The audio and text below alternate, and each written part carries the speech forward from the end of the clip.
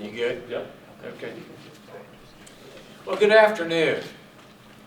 We are here at Phelan Leadership Academy for a very special announcement benefiting Far Eastside Indianapolis students. For the past couple of years, students, well, they've had to endure a lot. But even prior to the pandemic, many Indianapolis students faced obstacles in and outside the classroom, which frankly inhibited achievement. Today, the City of Indianapolis, in partnership with Marian University, is proud to launch the City Connects initiative, a $7.5 million investment into nearly a dozen Far East Side public schools over the next 3 years.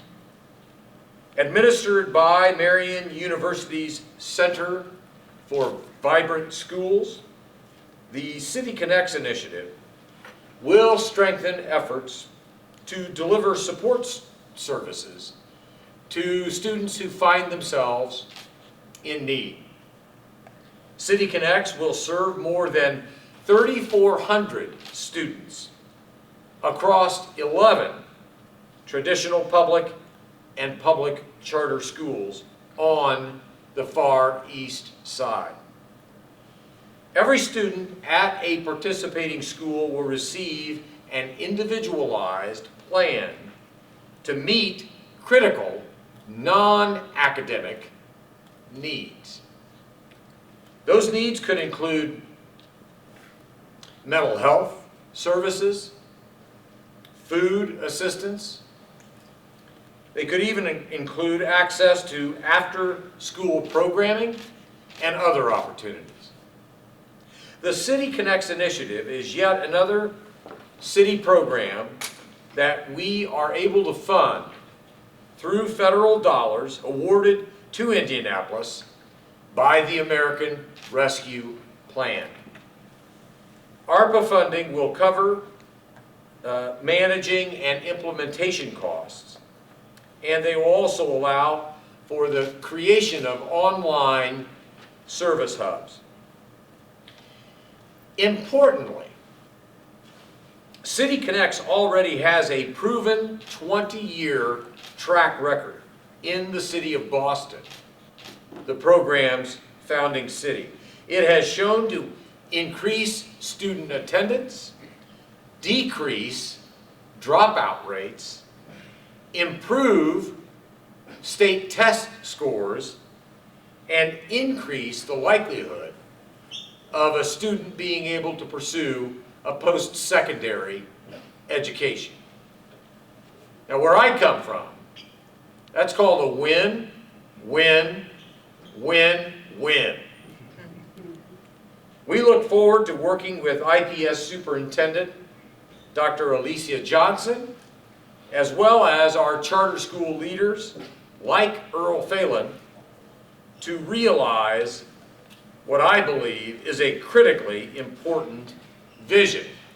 A vision for the future of Indianapolis, a vision for the future of the Far East Side, and most importantly, a vision for the thousands of students that this initiative will impact. So now, to tell you more about Marion University's critical role in administering this program, I'm pleased and proud to introduce the president of Marion University, Mr. Dan Ellison.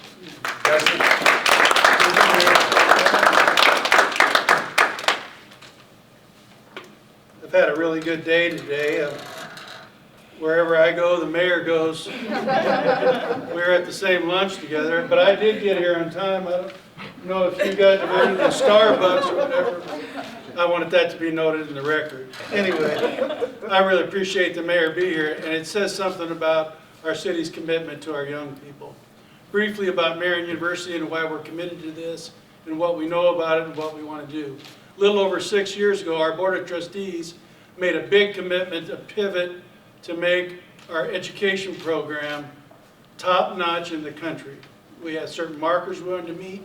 We started off with focusing on recruiting and educating top-notch principals and leaders for schools. And then teachers. We're in the 5th year of that program. Along the way, Fred and Judy Klipsch made a big commitment. We created a strategic plan with community leaders like Lorraine Burkhart and other great leaders on our board. And we went to work and we said the Marian University, Klipsch Educators College, would be committed for A-rated schools regardless of a child's zip code. Every child deserves to go to an A-rated school. When we started down that path, certainly it's important, very important to have great teachers and principals. But they do yeoman work and they need the support of the larger community. Dr. Ken Britt, one of our senior vice presidents at Marion, had experience with City Connects. We knew the research, and the people at Boston College are good friends of ours. We started to work with them. We are now designated the Midwest part of the country, the Technical Center for City Connects in partnership with Boston College. So we bring their experience in research. But basically it goes like this. Yes, you have excellent principal here. I see his Wake Forest coat. Congratulations on all you're doing. Many years ago I was a principal. I survived it. You seem to be doing pretty well. Stay with the program. But the fact of the matter is this principal and their great teachers here cannot do it alone. There is no one segment that can get this done. It takes a city. The parents can't do it alone. They're the first educators. What we need is a system where every asset in our community, as educators, we identify strengths in young people. And those strengths need to be developed with every asset in the community, and that's what City Connects does. It says principal and teachers and parents, you're not alone in this. If there's a problem, if there's a talent, let's work on it together. And it will produce academic achievement gains. And right now, coming out of this pandemic, it is critically important. So we're committed, and the mayor and the mayor's office, to direct that kind of an investment in this community is a big plus for you. We're going to get announcements here soon. Is a big plus for our city and this neighborhood. And we will be very, very dedicated, because there's nothing more important outside of family life to advance human flourishing other than excellent schools. And these are whole people. They have intellects and other needs and opportunities, and we're going to work together to get this done with great assets nationally and locally, and it'll be a tremendous success. Before I introduce Dr. Johnson, who needs no introduction, Alicia, our superintendent, I do want to point out this very handsome, tall fellow back here. Now, Evan Hawkins is one of our top executives at Marian University. That's his day job. At night, he serves on, he's a commissioner. Matter of fact, he's the chair of the commissioners for IPS, and we're very proud of you and your work and commitment to this community and your family. And while I have this opportunity, I have to say we love you, and we're very proud of your work here in the community. Thank you, Evan. Appreciate it. Doctor, good friend of mine. Her mother was a great educator. You're following her footsteps in Evansville, right? That's right. I know all your details. But really from day one, we've been partners on teachers and principals. And Dr. Alicia Johnson is one of the brightest educational leaders in the United States of America right now. So, Dr. Johnson, Setting quite the here we bar. go.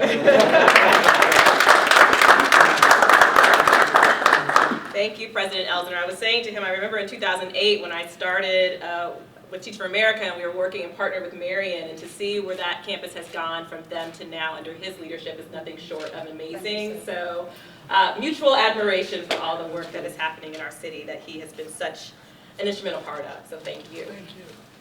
First, before I get started, I do want to acknowledge our IPS Board of School Commissioners who are here. So Board President Hawkins is here alongside Commissioner Kenneth Allen. And again, I stand here not just representing myself, but the team, the staff, our excellent board who is shepherding this work every day and supporting our students. So very excited and honored to be here today and to have them here with us today. Let me see if I can get my papers to move. Okay. So as President Elsener has talked about, any time that there is a collaborative effort for organizations to meet together and meet the needs of all of our students, because he's right, it will take all of us and it takes all of us, it is a time to be excited, and it means that we are moving in the right direction as a city and a community. For our students to have access to what City Connects will bring, which includes coordinators, program managers, a database of easy to access resources for our teams, those things to come alongside our schools will be so instrumental in helping to provide the wraparound services that are needed to address some of the societal issues that often hinder the academic progress of our students, and will allow our teachers to do what it is that they do best, which is teach. And so through City Connects, our IPS students in several of our schools on the Far East Side will have not just dedicated access to these resources, but a clear pathway to pursue their goals and their dreams, free of any limitations or barriers. This partnership will increase access to vital resources for schools in our communities with the demonstrated need for food or employment, housing support. These things come into play for far too many of our students and families, particularly our students and families of color, who face systemic barriers to pursuing excellent education at times. So because of this partnership, we will be able to take some of those systemic barriers out of the way and focus on the academic achievement of our students. Our goal is to ensure that our students come to school ready to learn every day, and this investment in City Connects will help us to achieve that goal. So we are grateful and thankful to be a part and so excited for this work to take off. Thank you. Now I am handing it off to Ryan Smith from Phelan Leadership Academies.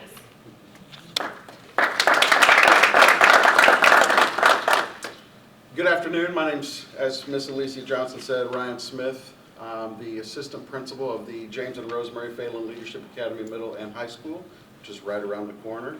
It is my privilege today to actually introduce two of my favorite people. We've got a parent of PLA as well as a scholar who I've been able to learn and get to know so many, on so many instances with Akaya. So the first person I'm going to introduce is Dietrich Vaden. She's actually a parent of two scholars who actually attend the middle school and the high school. The one is a 7th grader, and one is a junior.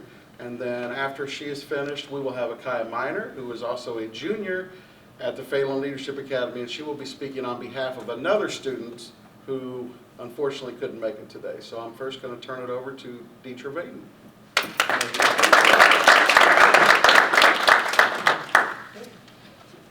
Good afternoon. My name is Dietrich Vaden, and I'm a proud parent of 2 honor roll students who attend Phelan Leadership Academy on Mid-Hartford Road. My boys were attending IPS School 93 when the school joined the Phelan Network to become one of the city's first innovative schools. I have been so proud to be a part of the Phelan family ever since. I actually moved to Franklin Township and out of the IPS district, but drove my children to and from PLA in 93 every single day because I love what I was doing, what I was seeing inside the school. Teachers cared. My kids was learning so much. They were participating in after-school activities, athletics, and the school always communicated with me to be a partner with them. I am thrilled to see more resources coming to the Far East Side. Kids like mine deserve safe spaces and a high-quality education.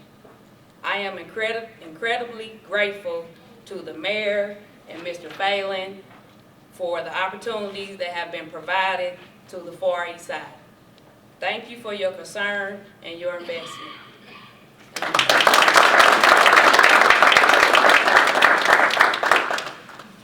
Sorry. Good afternoon, everybody. My name is Akaya Minor, and I'm going to be speaking on behalf of my fellow student, Darren Shea. I'll be reading his statement today. I'm a senior at Phelan Leadership Academy. I arrived at Phelan as an 8th grader who had over 17 suspensions at the former high school of John Marshall. I did not like Phelan at first. I was not used to doing such difficult academic work. I was undisciplined, and I had no other plans or no future. Being a scholar at Phelan Leadership Academy turned my life around. I actually saved my life. I have recently been accepted to Indiana State University, Ball State University, Hanover College, Kentucky State, and Marion University.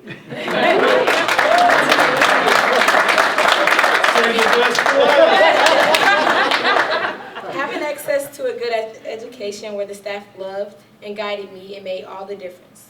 I am excited to see all the great things that everyone in this room is trying to do for our Far East Side. I appreciate your commitment and dedication to helping change the lives of so many students and families. I am the president of the first graduating class at the James and Rosemary Faden Leadership Academy. The class of 2022 will precede future doctors, engineers, athletics, educators, and future leaders. All of us grew up on the Far East Side.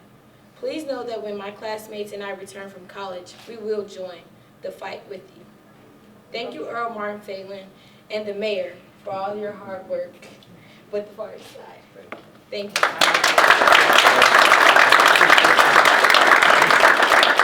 Good afternoon. My name is Lakeisha Jackson, City County Council, District 14. We're actually hosting this press conference in my district today. I want to thank Francis Scott Keys for allowing us to host here today. I want to thank the panelists who spoke today, and especially our mayor, Mayor Joe Hogsett, and Marian University for your collaboration on this. Councilor Graves and other councilors who advocated so hard for funding and advocacy for mental health for our community, especially for our youth. It's been a long time coming. Additionally, what this would do, I didn't hear, it will help curb the violence long term. Because what this will do is a stepping stone into prevention for youth. It will provide access not just for the youth in the homes through their individualized learning plans and through the access that they have for mental health, but it will have indirect access for their families. So those things that are systemic poverty that are going on in the homes that we don't see, those shootings and traumas and other things, this mental health will be an outlet and able to allow youth to help them in attitudes and mental and decision-making skills as well. We don't know what they experience in their homes in some of the areas that are on the Far East Side that cause some of the trauma to them. And this in the schools where they cannot access the help at home, this will allow them to access that help here at the schools. So thank you again, Marion University. Thank you again, Mayor Joe Hogsett and your team, and thank you for listening to the priorities of the council and the voice of our community when we said we need help at the grassroots level addressing mental health. Thank you again for being here and covering this story. We need more help like this and more resources. Again, thank you.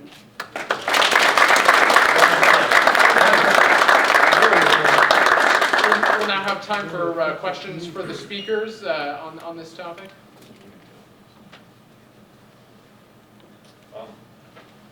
When do you hope to have the program and site coordinators in each school on site and start helping students? Patrick Jones. Yeah. So the hope is to, Identify yourself. hi, I'm Patrick McAllister. I'm the Director of the Office of Education Innovation with the City of Indianapolis. The hope is to begin hiring the site coordinators this spring so that we can get them acclimated to the communities that they're working in so that they can start supporting students over the summer and into the fall. Do you know roughly how many site coordinators there will be? So there are going to be 12 site coordinators. There's a 400-to-1 student to coordinator ratio. So how many at each school, or just one at each school? It depends on the size of the school. Most schools will have one, some will have two. I don't know if there's anyone that can address the importance of like addressing the issues that are outside of the school that impedes education and the importance of trying to get these the problem solved so to improve education. Yeah, I really appreciate that question, and I should have introduced Bob Vaden, by the way. He's the chair of the State House Committee on Education, does a lot of work with our Center for Innovative Schools. I should have mentioned that. But, yeah. You know, it is I want to answer that question. It is nice to see state, city, you have city councilors, you have superintendent, everybody working together, and families and educators, not just left to your own to figure it all out. We've got to all support you. But that's the beauty of this thing. When you press hard on your principal and teachers to raise scores, they need to teach and focus what they're really good at. They're professional educators. But if a child's hungry, or if a child has a beautiful science talent, and you see that, and you don't have all the enrichment, can we find someone at Roche Chemical, an engineer, or someone else to come in and say, we can build up these talents as a community? It's hard for a school to do everything. And I think too long, frankly, we've said, y'all fix everything, and that's just not going to work. This way, the person in the school that we're hiring to do this says, I know this, I know this, I know this resource, I know mental health. We've got a child that's traumatized. I can't teach a child traumatized math. That's the first thing we have to take care of. So instead of the school being burdened with everything with the child, they can get back to doing what they're really, really good at, and the community can partner in raising great kids. So that's how it works. Anybody else? All right. Thanks for coming by. Appreciate it. Thanks for all the